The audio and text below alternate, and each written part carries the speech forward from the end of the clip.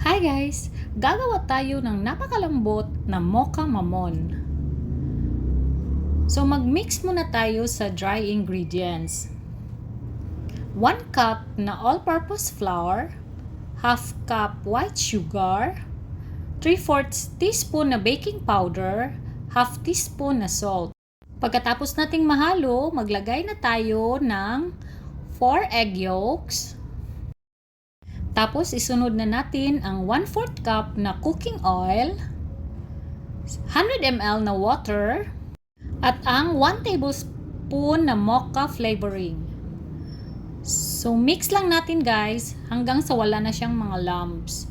So, set aside. Tapos, gagawa tayo ng meringue. For egg whites, maglagay tayo ng 1/4 teaspoon na vinegar. Vinegar yung ginamit ko dito kasi naubusan ako ng cream of tartar. So, i-add na natin yung sugar. Paunti-unti lang guys. So, i-beat natin hanggang mag-stiff peak na siya. Parang ganito, pointed na yung dulo. Or, pag nilagay mo sa spatula, hindi siya nahuhulog.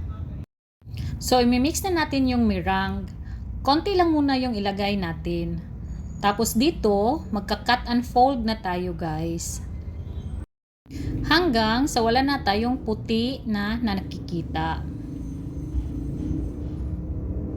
So, maglagay tayo ng butter sa ating mga molder. Itataktak lang natin para magpantay. At i-bake na natin at 150 degrees for 10 minutes. So, ito na siya guys. Perfect yung pagkaluto niya. So, naglagay lang ako ng icing sa ibabaw. Yung ginamit ko dyan, yung fudge it. So, ayan.